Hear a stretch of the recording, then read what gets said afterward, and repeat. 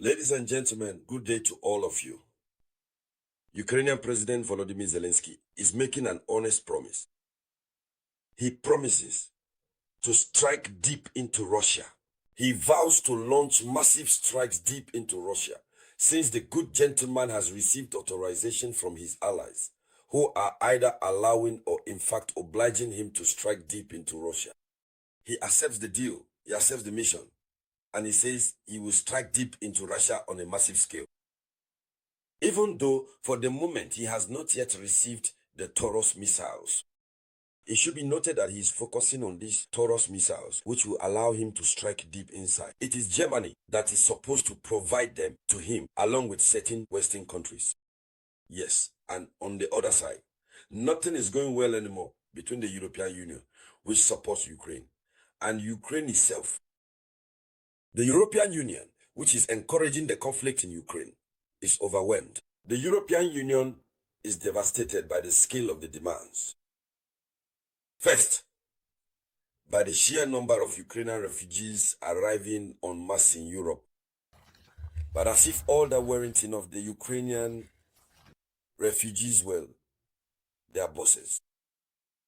These people have even signed petitions over there to demand human rights from Europe. Their demands are such that the European Union can no longer keep up or even understand them.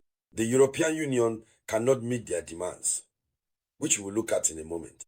You might ask, what are these demands? So the situation is confusing.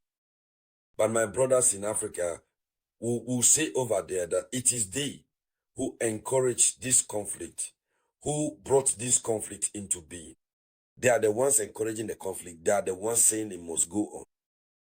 Ukraine should not be in a position of weakness before negotiations. And now they no longer want to see Ukrainian refugees on their territory. What a contradiction, ladies and gentlemen. So, for this video conference, make yourselves comfortable. This is what we are going to talk about, dear ladies and gentlemen. To all the new people, I say welcome here. You are on the Samouraï's page. For all those who follow me on TikTok, since several TikTok accounts, several people have created TikTok accounts in my name because the work we do is appreciated.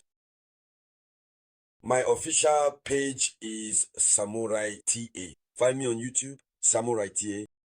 There you go. There, you will see real information with supporting images and everything. Very well. Let's go deeper, ladies and gentlemen. Share the video conference. What is Volodymyr Zelensky saying? According to official information, Volodymyr Zelensky is promising massive deep strikes on Russian territory. He has promised to strengthen Ukraine's ability to strike deep into Russian territory thanks to upcoming agreements with European partners. He promised that he would do it. Thanks to agreements he will sign with European partners. He's the one who says it clearly, and Russia is taking very careful note. He says, thanks to agreements with European partners allowing the development of domestic weapons production, notably drones, interceptors, and cruise missiles. So he wants to hide things a bit, domestic production, but in reality, they are the ones who will deliver them. Let's go deeper. Please, share this video conference as much as possible. But I want to see lots of comments. Lots of comments with lots of likes. Because, if you don't have a specific comment, just leave a comment. Hi, Samurai. Or you can post our political slogan, "Today is already to win." It gives strength to the video conference. Did you see that? They have reduced our visibility. They have even reduced the subscriptions. So it's up to us to find a system like Russia does to get around their restrictions. That encourages me to keep giving you information, good information that is well explained. So that was the first aspect. The second aspect is the very contradiction that the European Union is currently bringing to life. According to a European Union diplomat, the European Union is planning to gradually and permanently get rid of Ukrainian refugees. While they are telling Ukraine to strike deep, When Russia also starts to strike deep, they will have even more refugees. They themselves, their own lands are not spared. Their territories are not spared. They want to gradually and permanently get rid of Ukrainian refugees. A European Union diplomat indicated that closed-door discussions on exit strategies are underway. Exit from this refugee status. A proposal is expected at the beginning of June. The proposal is expected at the beginning of June, considering a one-year extension. They want to extend the presence of Ukrainian refugees on their territory for 1 year. Yet, the conflict is not over. Do you see how the Europeans are? Maranatha. Do you see how they are? They want to extend it for 1 year. And this proposal, which is expected at the beginning of June, since there will be a NATO summit at the beginning of June. So, this proposal is accompanied by a non-binding declaration from the member states on a gradual exit from protection.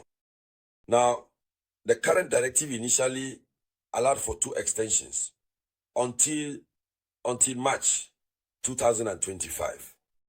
So initially, the European Union had adopted a directive that extended the reception of refugees on their territory until March 2025.